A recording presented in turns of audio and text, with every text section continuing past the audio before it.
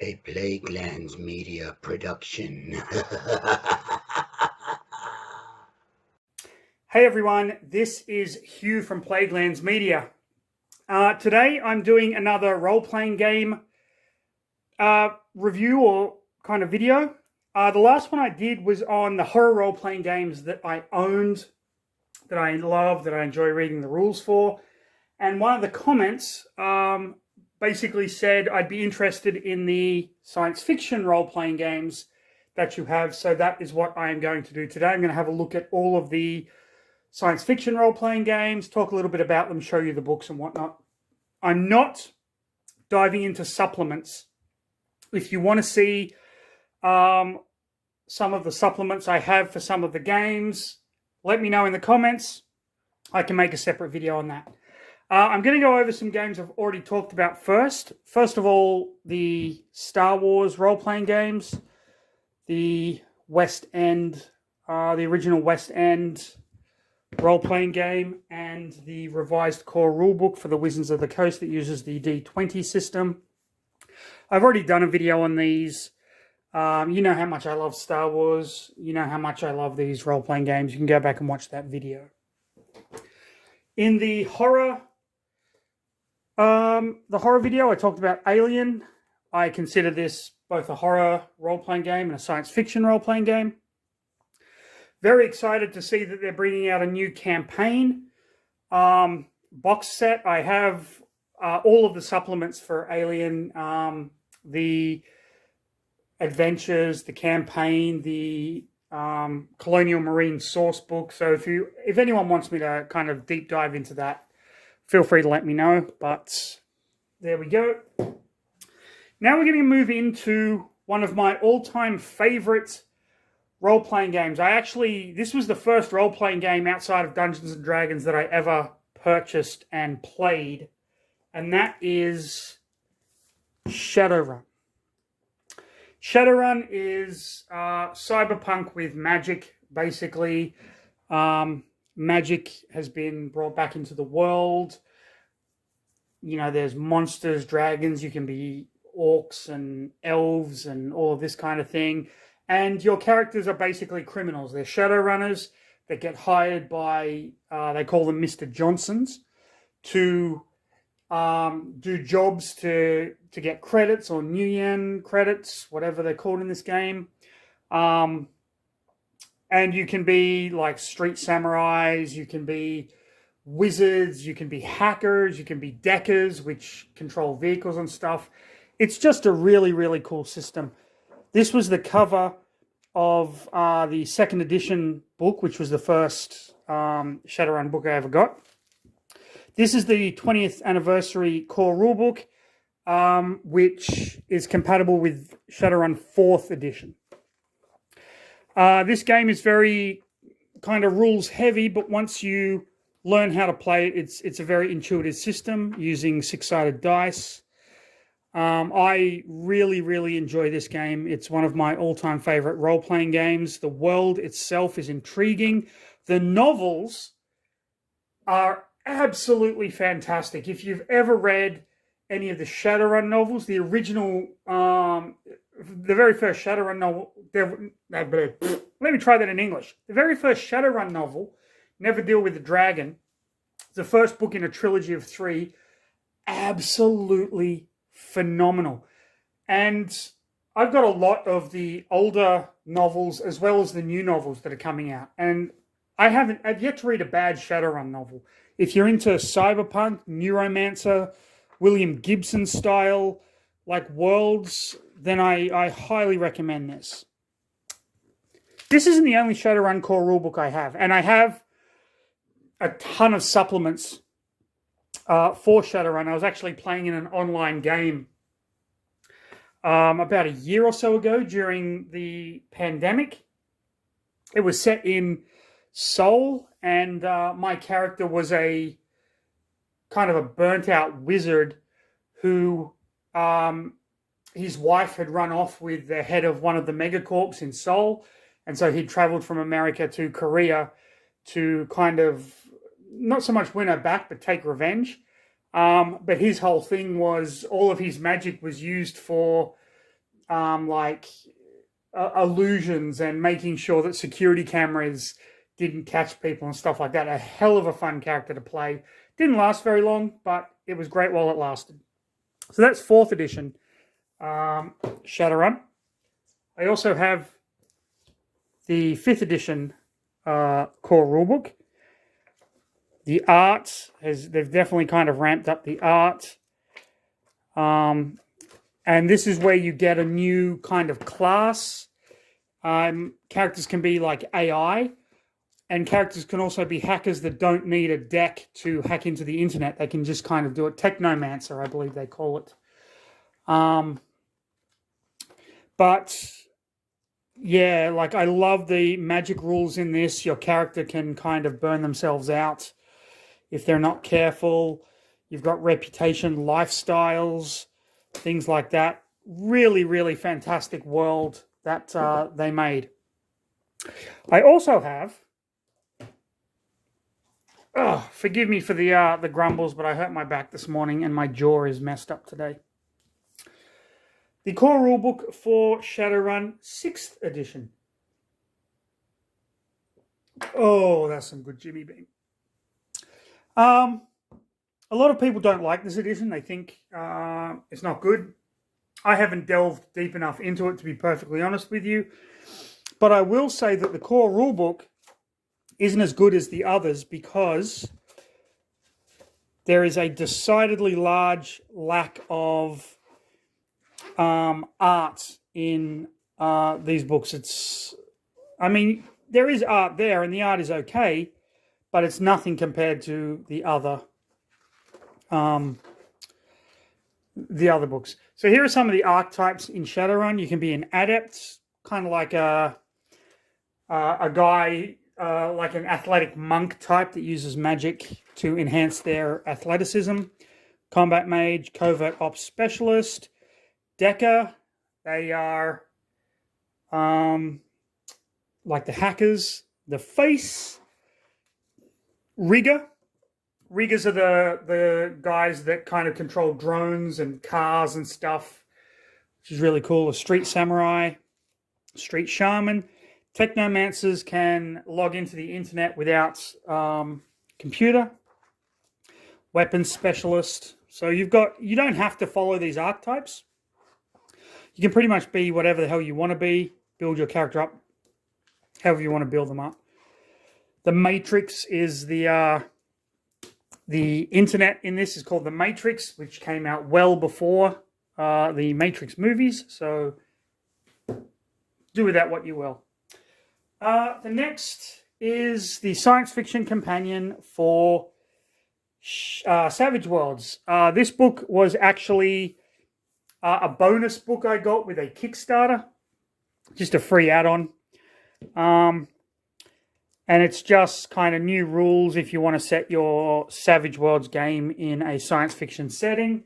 But to use it, you do need the Savage Worlds rulebook. Savage Worlds is actually pretty cool.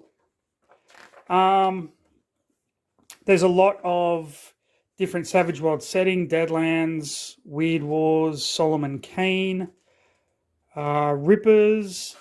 And it's basically just an all-in-one rules system that you can use for character creation and things like that. But really, it's up to the dungeon master, like what sort of a world they want to fit this rule system in. Savage Worlds, really great book if you have a very creative dungeon master or GM.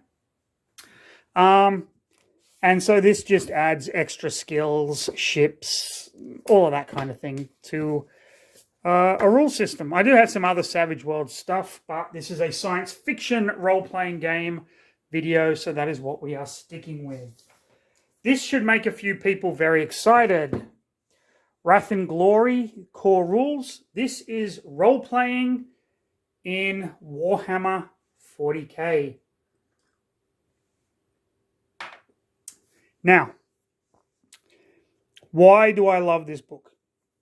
First of all, if you want a history of Warhammer 40k, then you have obviously your flavor story, of course. the 41st millennium, and then you get a history of the Dark Imperium. Everything you could possibly want to know about the history of Warhammer 40k in the rulebook. You get a map of known planets in the Imperius Dominatus. All the systems, and then the rules. This is a D6 system. Basically, you take a number of dice pertaining to whatever skills you're using for a test. You roll them up. They are D6s. A 4 and a 5 is 1 success, or 1 icon as they call it. And a 6 is 2 icons, and you have to beat a target number. That's the core rule of this game. Which I quite like. The art of this book is absolutely fantastic. So what sort of characters could you possibly play? What sort of races could you possibly play in a Warhammer 40k game? Well, you can be a human, of course. You can be an Eldar. You can be an Orc. You can be an Adeptus Astartes, that's a Space Marine. Space Marine chapters, Blood Angels, Dark Angels, Imperial Fist, Iron Hands, Raven Guard, Salamander, my absolute favorite Space Marine chapter, Space Wolves, and the good guys, the Ultramarines. There's an Ultramarine right there. Oh, and White Scars as well. Then you select an archetype. What are some of the archetypes that you can be? You can be an Adeptus Mechanicus. You can be a Crusader, a Death Cult Assassin. You can be the Adeptus Sororitas, Sisters of Battle, Sister Hospitaller. You can be Astra Militarum. It all depends on the flavor of the game that you want to play in or that your games master wants to run. You can be Inquisitors, which is cool. How about being a Psyker? Because you can do that too. You can be your Space Marine. So you could basically have a game where all the players are Space Marines. All the players are maybe the Tech Priests or whatever. You can be Scum, like the Rogue Trader. You can be Cultists if you want to have a game where your players like worship one of the 4 Chaos Gods. Hey, you can do that in here. Heretics, a Rogue Psyker. If you're an Eldar, you can be a Corsair. So you can be like, if you're an Orc characters, what archetypes can Orcs be? Orcs can be a Commando. They can be a Nob. There's really, and you can bring these races together. There's nothing to say that you can't have like a Chaos Heretic working with a Space Marine and an Orc Commando. You've just got to be able to make up the story. That's what role-playing is all about. And then you get your skills, and it's like a point buying system. Really, really cool. I do have 3 actual core rulebooks for games set in Warhammer. I've got this. I've got the Warhammer Fantasy Role-Playing Rules. I've also got the Age of Sigmar Soulbound rulebook as well. And they are really great, really intuitive systems. And I wish I had this back in the day when I was playing, living back in Australia with my friends, because we were all really big fans of the worlds and the systems. You got all the weapons and armor stats, trinkets and charms, psyker abilities, psychic powers, malignancies. So what sort of creatures would you come up against in this game? Well, what do you think?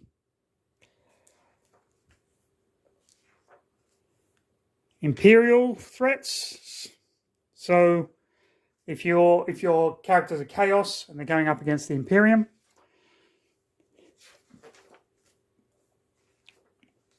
which is kind of cool. Mutants, of course. Space Marines.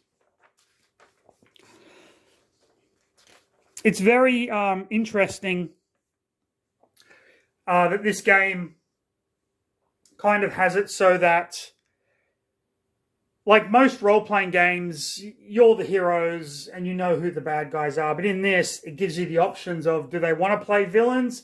Well, here's the enemies that are the good guys. Do they want to play the good guys? Here's the enemies that are the villains. And you can even, like, of course, like orcs, the orc war bosses, the Eldar threats, gene stealers for the Tyranids. And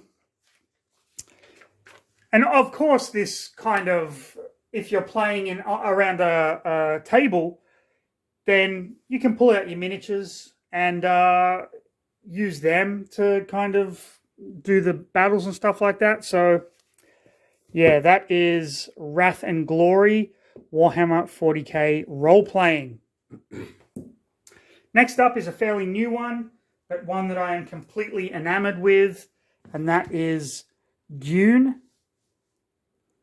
Adventures in the Imperium, the role-playing game.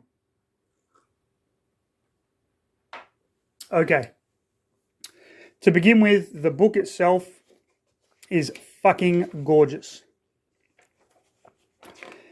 It introduces you to the 2D20 system. This is the same system as Conan, Adventures in an Age Undreamed Of, Star Trek Adventures. This is like Modiphius's like system. We get the core book overview, which is very nice.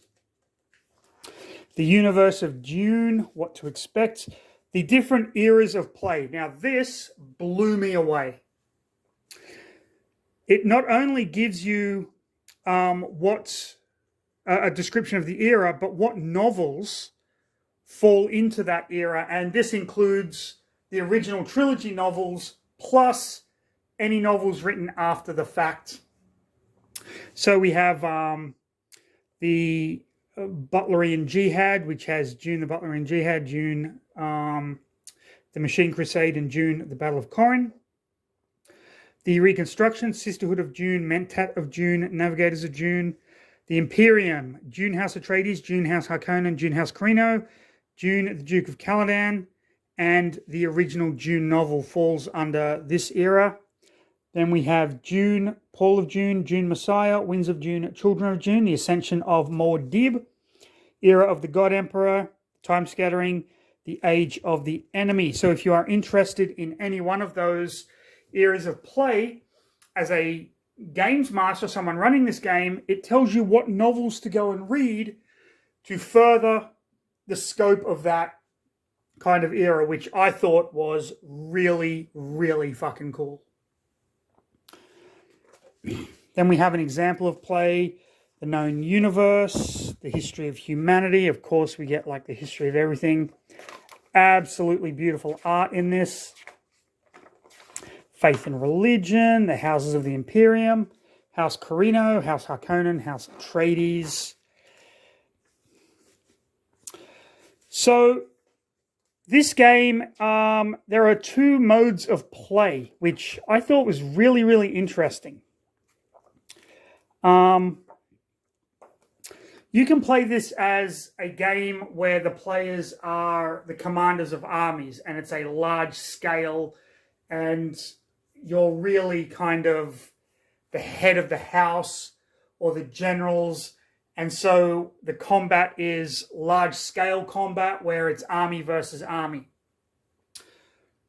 Very political, like a very political kind of way of playing. Or you have the option of playing a toned down game where you are the infiltrators, and it's a more traditional role-playing game where your character isn't commanding large armies, but they're being sent off on missions by the head of your house. And it gives you rules for how you want to play either one. Then we have the character creation, which is fairly stock standard. Personal traits, skills, things like that. What drives you, your ambitions. Go through the character concepts. So you can be a Bene Gesserit sister, Fremen, Mentat, Space Guild agent, or a Suk Doctor. Then you've got your archetypes: duelist, sergeant, tactician, warrior, commander, courtier, envoy, steward, analyst, herald. These are like the war masters. These are the socialites. These are the disciples: analyst, herald, infiltrator, protector. The adepts: athlete, messenger, scout, smuggler. And the academics: empath, scholar, spy, and strategist. And that gives you your traits, your primary skills, secondary skills, focuses, talents, and drives. You can really create completely unique characters. Very much, this reminds me of the character creation in Conan, although that is a little more random and I think a lot more fun than this character creation. But when you're playing a game of Dune, you really want to... How do I put this? Like, if you've watched either fucking Dune film or read any of the novels,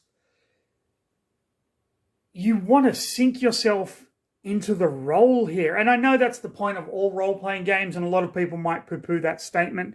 But in Dungeons and Dragons, if you're the barbarian, you're like, barbarian rage. But if you're, let's say you're a War Master athlete, and you want to find ways to use your skills and use your characters in a way that's going to benefit a story told in the Dune universe, I think the randomness of Conan is fun, and I fucking love the system, and I'd love to go into it much deeper in a later video. But here, creating a character, you are really thinking about your character. Like, these decisions are often very, very tough, at least in my experience. Then you have like all the talents and all that kind of stuff, character advancement, skill tests, momentum, which is complications, determination. These are all things if you're familiar with the 2d20 system. And then it gives you the rules for dueling, skirmishes, espionage, warfare. So this is a game where, intrigue, this is a game where the session 0 for this, the session before you start playing, where you find out from your players what sort of a game they want, is just going to be phenomenal. It's just going to be wonderful. Provided, though, the biggest downside to Dune, as far as I can see, the characters and the Dungeon Master need to be a fan of the universe. If you're not a fan of the Dune universe, if you thought the movies were too long, if you thought the movies were too boring, if you've never read the books, if you've only heard about it and gone, giant sandworms, wasn't that in fucking Beetlejuice? You're not going to enjoy this game at all. And then you have the game's mastering stuff, how to create an adventure, allies and adversaries. So you've got the characters from House Atreides. You've got Duke Leto, Lady Jessica, Paul, Gurney, Thufir, Duncan, Dr. Yui. And you've got the Harkonnens. These are all from the books and the movies. House Carino. You've got the Emperor, the Princess Irulan, Reverend Mother Gaislena Mohiam, Count Fenring, who is one of my absolute favorite characters from the novel. You got the Fremen, how to make non-playing characters, of course. So you got your archetype non-playing characters that you can throw in there. A lot of them, actually, which is kind of cool. And, of course, rival houses. how to create them, and the Harvesters of Dune adventure, because every good RPG comes with an adventure, but I'm not going to go into that, just in case I want to run it later for my players. So that's Dune Adventures in the Imperium. Okay, getting back to Cyberpunk. Well, we were talking about Cyberpunk with Shadowrun. This is Cyberpunk Red, the role-playing game of the dark future. I was never interested in this role-playing game until I started watching Seth Skorkowski's videos where he talks about running Cyberpunk games and the stuff that his players did, and a lot of his role-playing game stories about how much fun they had. There is one video where he talks about a real estate agency, which is fucking hysterical. And I recommend you looking up Seth Skorkowski and Cyberpunk and watching some of the videos. This is traditional Cyberpunk. There's no magic in this like Shadowrun has magic. This is basically the world of William Gibson, Neuromancer. Set in the near future. We are kind of getting up there. The mechanics are very deadly to the players because naturally, like, you're using guns and things like that. Shadowrun, really deadly as well, but there are easy ways to heal. Not so much in this.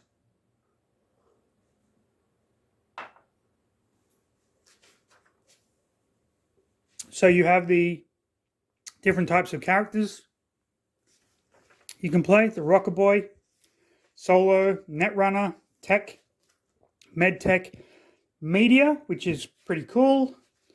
The Executive, the Lawman, the Fixer, who gets the jobs, the Nomad. And then it gives you some really good kind of character creation rules. Tales from the Streets, like, just follow the tables and you will be fine. I haven't really delved into this system, but the book itself, I think, is really cool.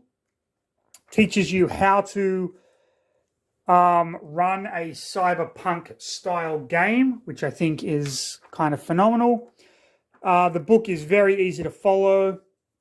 I'm not going to delve into the rules themselves because I haven't actually read this one cover to cover like I have with a lot of the other games. Mainly because when I got this book, it came with a whole bunch of other stuff, and so it went on the shelf. But this is basically cyberpunk where you're doing jobs to make money, not necessarily legal jobs. But yeah, just think Johnny Mnemonic, think Neuromancer, Minority Report, things like that.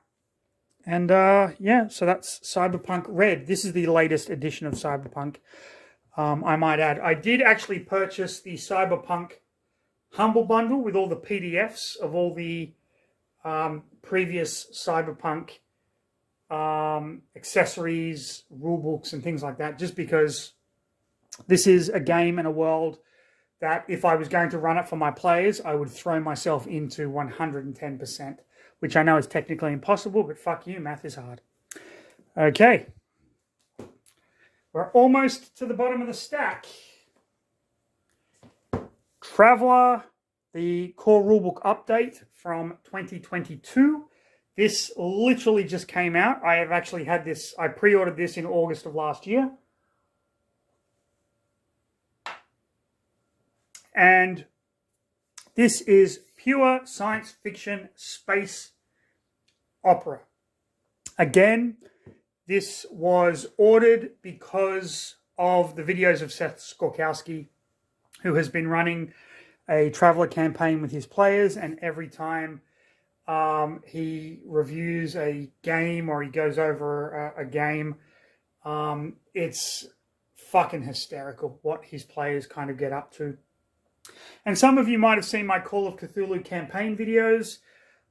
He kind of inspired me to do those, although his videos are much better than anything I'm producing at the moment on this channel. Traveller, I wasn't initially interested in, I will admit, until I saw the character creation system of this game, and it blew my freaking mind. It's a push your luck kind of a system.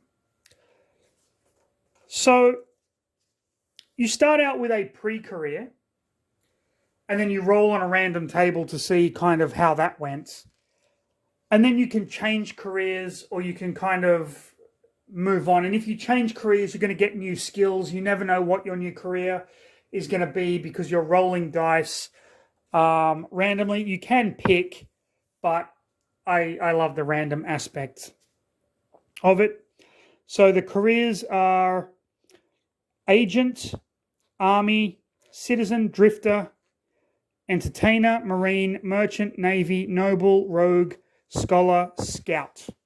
Okay? Now, in those, you have law enforcement, intelligence, and corporate in the agent. Army, you've got support infantry, cavalry. Citizen, you've got corporate worker, colonist, so on and so on. And then you roll to see if you qualify, what your survival was, what your advancement was, and then it tells you what page you go to look through that. So let's have a look at agent. Skills and training, roll a D10. For law enforcement, corporates, you know, you roll your D10, personal development, all this kind of stuff. And so let's say you roll, one die, 1d6. So let's say you roll a 3 for your personal development. You get endurance +1. You get service skills, investigate, and advanced education, explosive.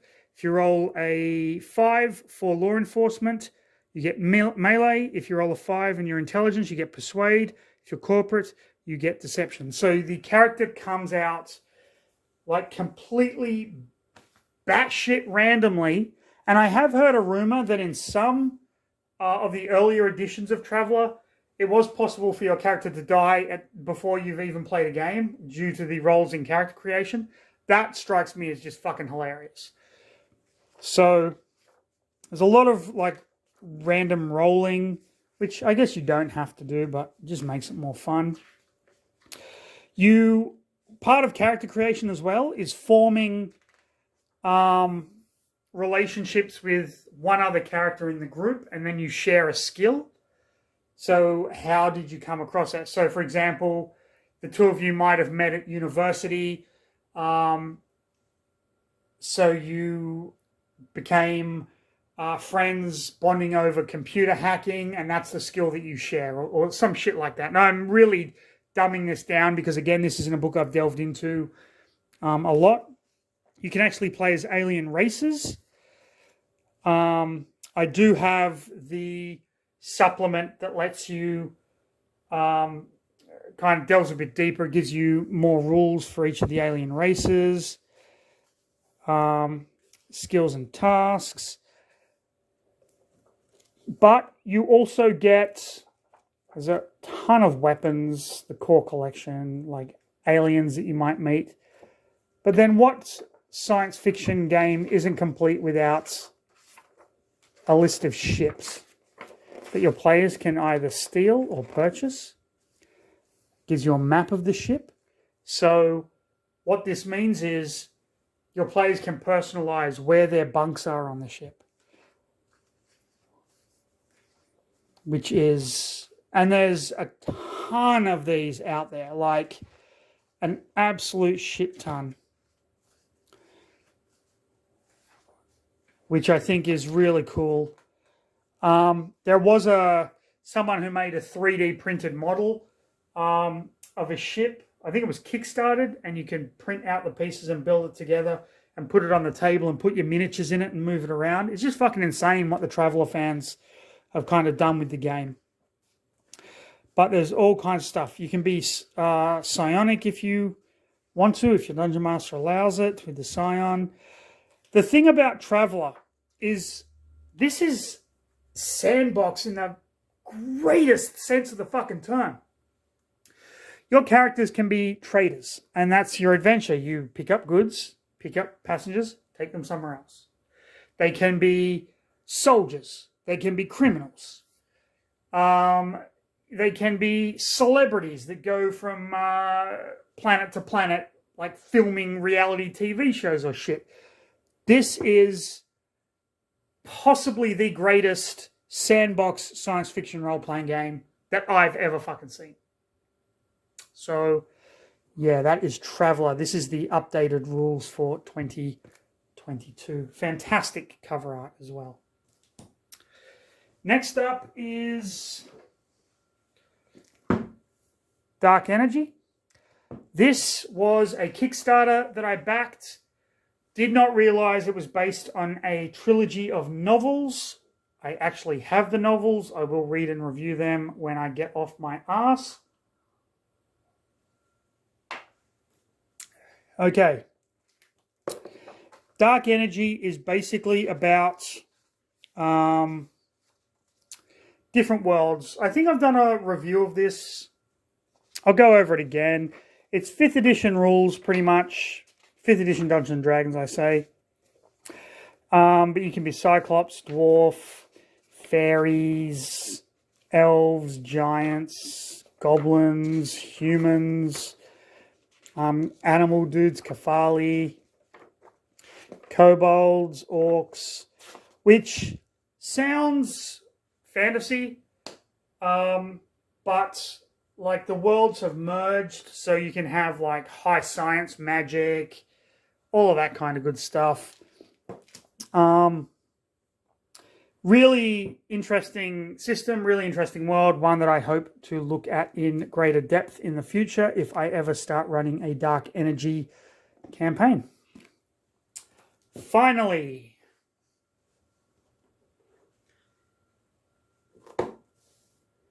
Judge Dredd and the Worlds of 2000 AD. Okay. What can I say about this book? It starts with a comic, so it's immediately awesome. The Worlds of 2000 AD, if you're not familiar with the magazine, Arc Warriors, Absalon, Ace Trucking Co., Cabalistics Incorporated, Defoe,